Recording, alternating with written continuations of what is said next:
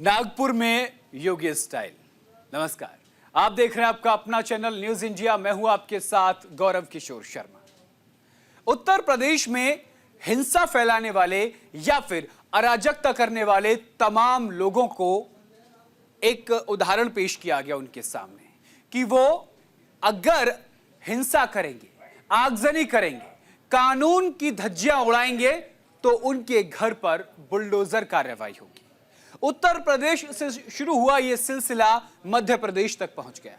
मध्य प्रदेश के बाद गुजरात और उसके बाद अब महाराष्ट्र में भी योगी मॉडल देखने को मिल रहा है।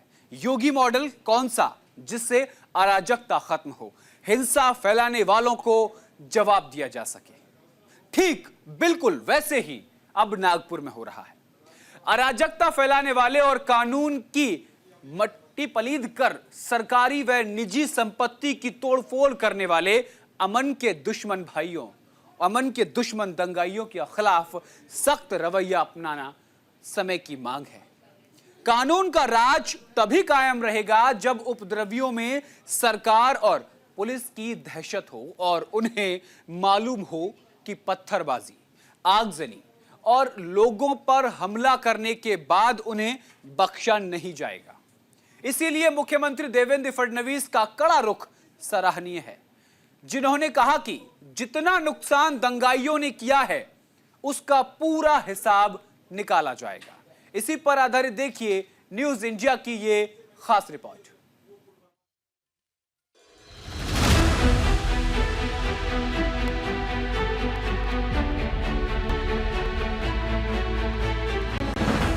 नागपुर में गरजा पीला पंडरा,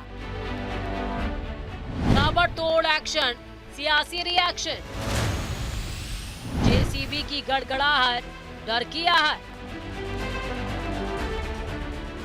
देवेंद्र फडणवीस का योगी अवतार। संजय बाग कॉलोनी यशोधरा नगर में बने फहीम खान का 2 मंजिला मकान आज सुबह से ही चर्चा का केंद्र बना हुआ है।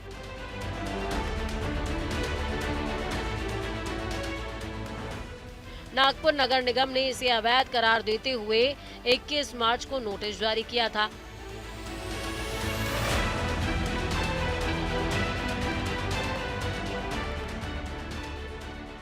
फहीम को 24 घंटे का समय दिया गया, वो खुद इस निर्माण को हटाएं, लेकिन ऐसा न होने पर प्रशासन ने खुद कार्रवाई शुरू कर दी।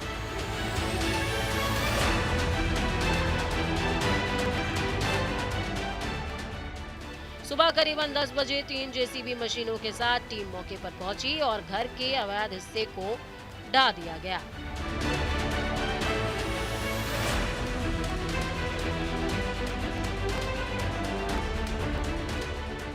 नागपुर नगर निगम के अतिक्रमण विरोधी दस्ते ने आज यानी 24 मार्च को शहर के जोहरीपुरा महल स्थित नागपुर दंगा मामले के आरोपी यूसुफ शेख के घर पर अवैध निर्माण को ध्वस्त कर दिया।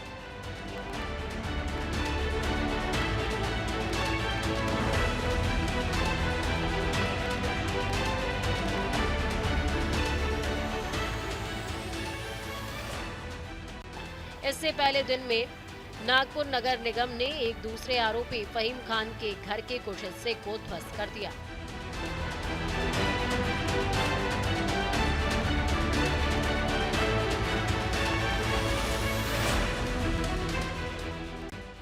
पुलिस प्रशासन ने दावा किया है कि जिस मकान को बुलडोजर से ध्वस्त किया गया है वो आरोपी की पत्नी के नाम पर रजिस्टर्ड था।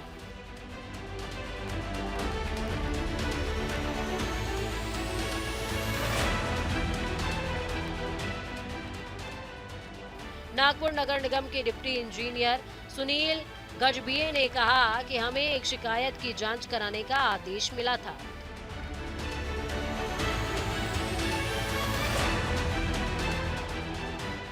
हमने उचित जांच की। MRTP अधिनियम की धारा 53(1) के तहत 24 घंटे के लिए नोटिस जारी किया गया था। जैसे ही समय सीमा पूरी हुई, ये कार्रवाई की गई।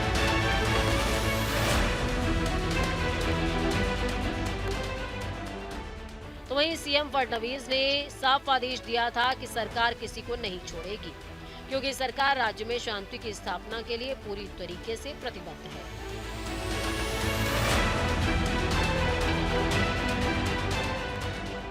देवेंद्र फडणवीस के सख्त फैसलों का नतीजा है कि महाराष्ट्र में कानून की स्थिति सही है।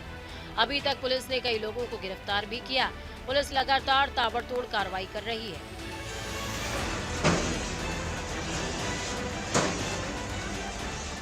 पुलिस सीसीटीवी कैमरों के जरिए उन लोगों की तलाश कर रही है जो इस हिंसा में शामिल थे। महाराष्ट्र में जिस तरह से बुलडोजर चला है उसकी वानगी पहले यूपी में देखने को मिल चुकी है।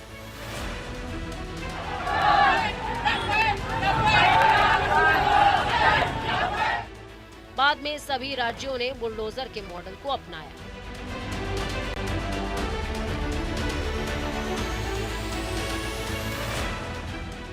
महाराष्ट्र के नागपुर में 17 मार्च को जब औरंगजेब की कब्र को हटाने की मांग को लेकर विश्व हिंदू परिषद और बजरंग दल के प्रदर्शन के दौरान हिंसा भड़क उठी।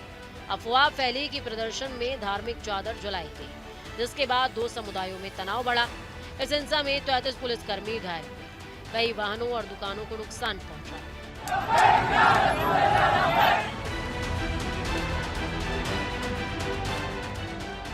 पुलिस ने फहीम खान को इस हिंसा का मास्टरमाइंड बताते हुए 19 मार्च को गिरफ्तार किया था।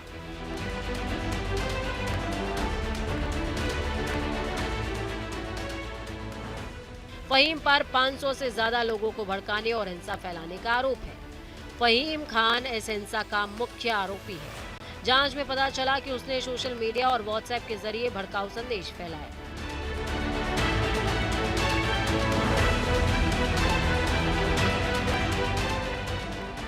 जिससे दंगे भड़के। उसके खिलाफ देशद्रोह का केस दर्ज किया गया है और वो अभी हिरासत में है। सीसीटीवी फुटेजेस हमारे पास उपलब्ध थे। अलग अलग लोगों ने वीडियोस दिए थे। उन वीडियोस को भी एनालाइज किया गया। पत्रकारों ने भी पुलिस के पास कुछ वीडियोस दिए।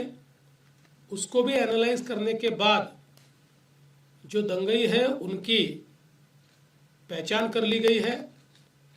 104 लोगों को अभी तक पहचान कर पकड़ा गया है और जब तक आखिरी दंगई को पकड़ा नहीं जाता ये कार्रवाई रुकने वाली नहीं है। ये कार्रवाई चलती रहेगी। जितना नुकसान दंगइयों ने किया है इसका पूरा हिसाब निकाला जाएगा और ये पूरा नुकसान उनसे वसूल किया जाएगा। फहीम खान माइनॉरिटी डेमोक्रेटिक पार्टी का नेता है और उसने 2024 के लोकसभा चुनाव में नितिन गडकरी के खिलाफ चुनाव भी लड़ा था।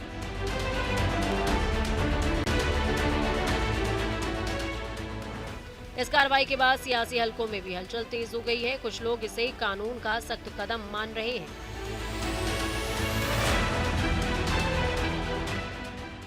तो कुछ इसे प्रतीकात्मक कार्रवाई बता रहे हैं। इस बीच बॉम्बे हाईकोर्ट की नागपुर बेंच ने आज शाम फहीम खान और एक अन्य आरोपी यूसुफ शेख की संपत्तियों को और तोड़ने पर रोक लगा दी है। कोर्ट ने सरकार और नगर निगम से जवाब मांगा है। अगली सुनवाई 15 अप्रैल को होगी। Bureau report, news India.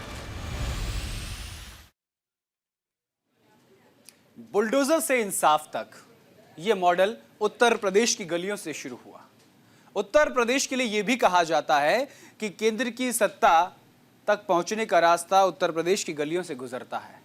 वैसे ही बुलडोजर मॉडल भी उत्तर प्रदेश की गलियों से मध्य प्रदेश, गुजरात होते हुए महाराष्ट्र चला गया। ऐसा कहा जा रहा है कि जहां बुलडोजर चलाने की जरूरत होगी वहां चलेगा, जहां गलत काम होगा उसे रौंदा जाएगा।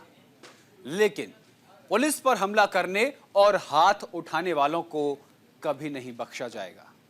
उन पर कड़ी से कड़ी कानूनी कार्रवाई कर सजा दिलाई जाएगी। मुख्यमंत्री ने दृढ़ता के साथ गुंडा तत्वों से निपटने का संकल्प व्यक्त किया। जहां तक बुलडोजर के इस्तेमाल की बात है, उत्तर प्रदेश में योगी आदित्यनाथ की सरकार ने इसी तरीके से गुंडों और बदमाशों का और डकैतों को दुरुस्त किया है। इसी पर आधारित देखिए न्यूज इंडिया की ये खास रिपोर्ट।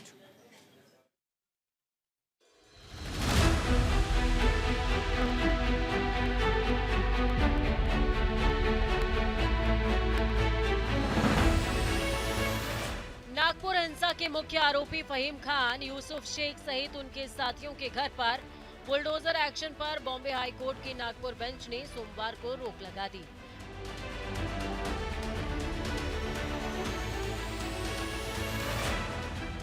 हाईकोर्ट ने संपत्ति मालिकों की सुनवाई न होने पर भी चिंता जताई है।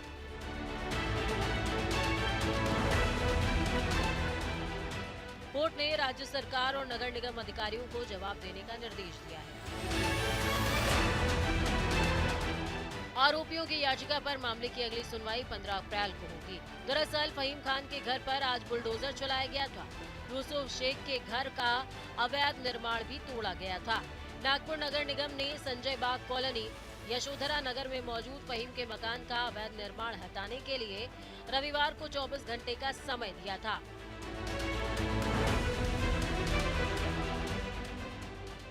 जो कि सोमवार को पूरा हो गया था।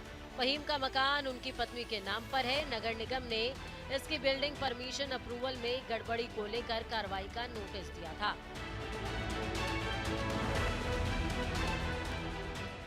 नागपुर में 17 मार्च को औरंगजेब की कब्र हटाने को लेकर विवाद के बाद हिंसा हुई है। इसके मास्टरमाइंड फहीम समेत 6 आरोपियों के खिलाफ देशद्रोह का केस दर्ज है।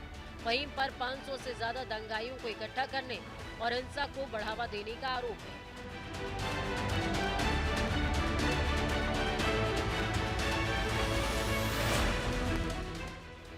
माइनॉरिटीज डेमोक्रेटिक पार्टी के शहर अध्यक्ष फहीम खान को दंगा और आगजनी की घटनाओं के 2 दिन बाद 19 मार्च को गिरफ्तार किया गया था। वो अभी पुलिस हिरासत में है। फहीम ने 21 मार्च को सेशन कोर्ट में जमानत के लिए याचिका लगाई थी। उनका दावा है कि उसे राजनीतिक प्रतिशोध के चलते गिरफ्तार किया गया है, क्योंकि उसने विश्व हिंदू परिषद कार्यकर्ताओं के खिलाफ कार्रवाई की मांग की थी।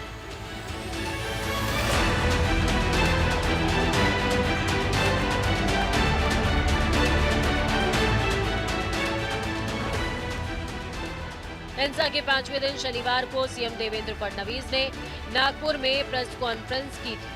उन्होंने कहा था, नुकसान की भरपाई दंगाइयों की संपत्ति बेचकर वसूली जाएगी। जरूरत पड़ी तो बुलडोजर भी चलाया जाएगा। फडणवीस ने कहा था कि पीड़ितों के नुकसान की भरपाई की जाएगी। जिन्होंने पुलिस पर हमला किया उनके खिलाफ कठोर धाराएं लगाई जाएंगी। महाराष्ट्र के छत्रपति संभाजी नगर से औरंगजेब की कब्र हटाने की मांग को लेकर बजरंग दल और विश्व हिंदू परिषद ने 17 मार्च को पूरे महाराष्ट्र में प्रदर्शन किया था। इस दौरान नागपुर में हरे रंग का कपड़ा जलाया गया। इसे लेकर विवाद हो गया, जिसके बाद हिंसा का रूप ले लिया। दूसरे पक्ष ने आरोप लगाया कि प्रदर्शन में हरे रंग की चादर जलाई गई, जिस पर कुरान की आयतें लिखी हुई थी।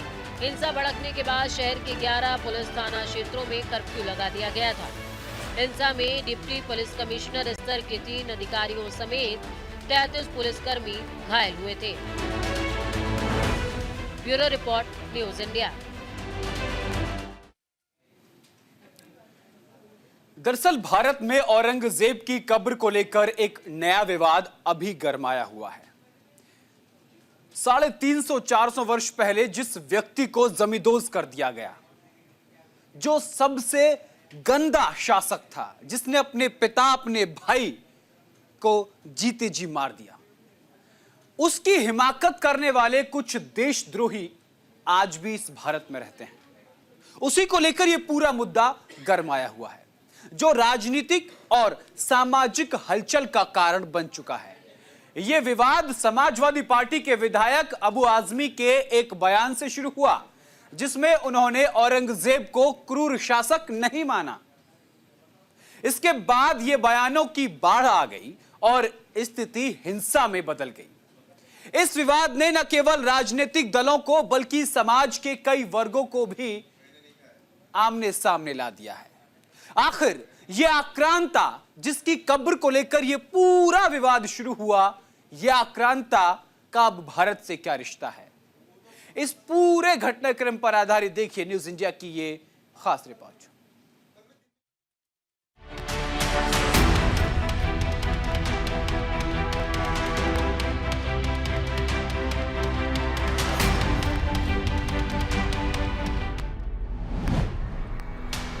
औरंगजेब पर विवाद, बयान से लेकर हिंसा तक।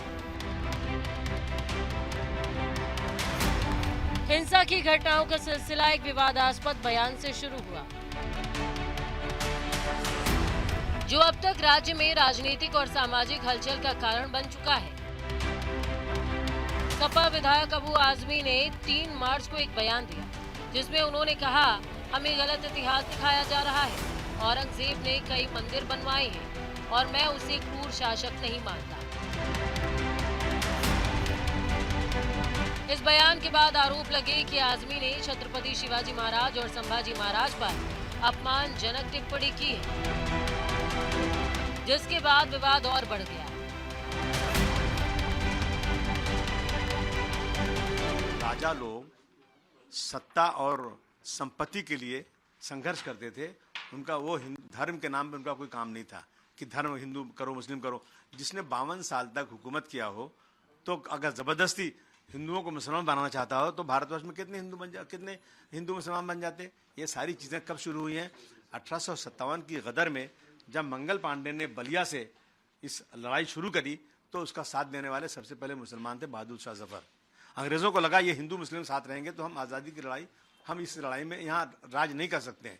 इन्होंने इस तरह हिस्ट्री को बदनाम शुरू किया। मैं फिर कह रहा हूँ कि औरंगजेब रहमतुल्लाह अलैह जो हैं, उन्होंने मंदिर तोड़ी तो मस्जिद भी तोड़ी है। उन्होंने गोलकुंडा की मस्जिद की जो ताना राजा थे, ताना शाह क्या नाम था उसका, उसकी मस्जिद तोड़ा उन्होंने, वहाँ पे मंदिर भी तोड़ा। अगर तो क्या वजह है उसकी पता लगाना चाहिए। लेकिन अगर वो हिंदू के खिलाफ होते तो 34% हिंदू उनके साथ नहीं रहते और उनका सिपह सालार हिंदू नहीं रहता। मेरा कहना है कि इसको हिंदू मुस्लिम एंगल से नहीं देखना चाहिए।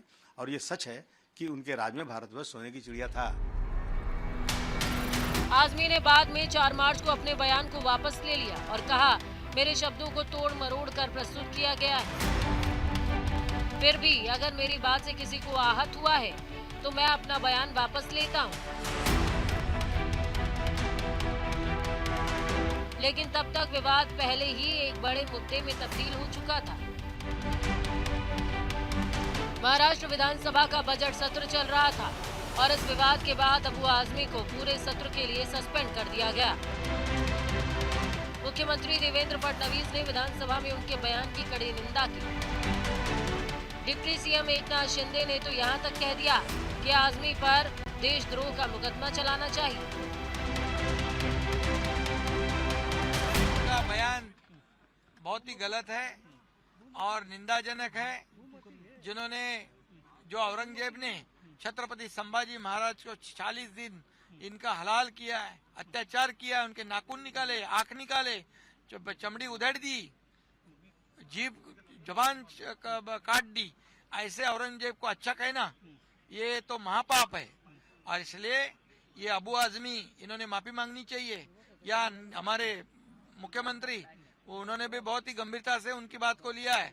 और निश्चित रूप से ऐसे अबू आजमी को जिन्होंने देशभक्त का अपमान किया है, शिवाजी महाराज, छत्रपति संभाजी महाराज, ये हमारे राष्ट्र पुरुष थे, ये राष्ट्र पुरुषों का अपमान है, इसलिए उनके ऊपर देशद्रोह का गुन्हा दाखल करना चाहिए। अबू आजमी छत्रपती शिवाजी महाराज आणि संभाजी महाराजांचा जाणीवपूर्वक अपमान करतो। हा खरं म्हणजे छत्रपती संभाजी महाराजांनी देशासाठी बलिदान केलं, आपला प्राणांचं बलिदान केलं, पण धर्म बदलला नाही। अशा संभाजी महाराजांचा, शिवाजी महाराजांचा अपमान करणं म्हणजे हा अबू आजमी देशद्रोही आहे, देशद्रोही आहे। आणि म्हणून या देशद्रोहाला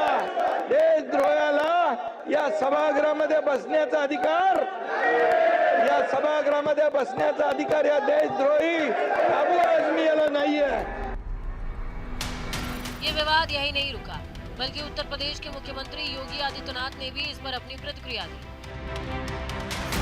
उन्होंने यूपी विधानसभा में आजमी के बयान की आलोचना करते हुए कहा कि भारत की आस्था को रौंदने वाले का महिमा मंडन करने वाले सदस्य को सपा से बाहर निकाल देना चाहिए। उसे यहाँ बुलाइए। यूपी ऐसे लोगों का उपचार करने में देर नहीं करती। समाजवादी पार्टी का नेता,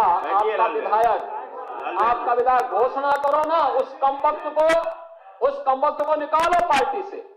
और उसको एक बार यूपी भेज दीजिए, बाकी उपचार हम अपने आप करवा लेंगे। जो व्यक्ति छत्रपति शिवाजी महाराज की परंपरा पर गौरव की अनुभूति करने की बजाय लज्जा महसूस कर रहा हो और औरंगजेब को अपना नायक मान रहा हो, क्या उसको भारत के अंदर रहने का अधिकार होना चाहिए क्या? और समाजवादी पार्टी को इसका जवाब देना चाहिए। एक तरफ आप कुंभ को कोसते रहे और दूसरी तरफ औरंगजेब जैसे दुष्ट और क्रूर धर्मांध मंदिरों को तोड़ने वाले व्यक्ति को, भारत की आस्था को निर्ममता के साथ रौंदने का कार्य करने वाले व्यक्ति खंडन करते हो। आखिर कौन सी नस ऐसी आपकी दबी हुई है कि आप लोग अपने उस व्यक्ति पर, उस विधायक पर नियंत्रण नहीं कर पा रहे हैं? और इसीलिए मैं कहना चाहता हूं कि खंडन क्यों नहीं समाजवादी पार्टी है, समाजवादी पार्टी खंडन करे इसका। मुगल सम्राट औरंगजेब की कब्र जो कि 1707 में बनी थी, महाराष्ट्र के संभाजी नगर से 25 किलोमीटर दूर स्थित खुलदाबाद में है। इतिहासकारों के मुताबिक औरंगजेब की मौत के बाद उसकी इच्छा के अनुसार उसके आध्यात्मिक गुरु शेख जैनुद्दीन की दरगाह के पास दफनाया गया था। लेकिन औरंगजेब को लेकर विवाद और तनाव अब तक जारी है, खासकर जब से औरंगजेब की कब्र और उसके इतिहास को लेकर राजनीतिक बयानबाजी शुरू हुई है। इस पूरे घटनाक्रम ने देश में एक नए विवाद को जन्म दिया है, जिसने न केवल राजनीतिक दलों बल्कि समाज के अलग अलग वर्गों को एक दूसरे के खिलाफ खड़ा कर दिया है। मुख्यमंत्री देवेंद्र फडणवीस ने स्थिति को संभालने के लिए शांति की अपील की, लेकिन बढ़ते तनाव के बीच हर कोई ये जानने के लिए उत्सुक है कि ये विवाद किस दिशा में जाएगा। Bureau report, news India.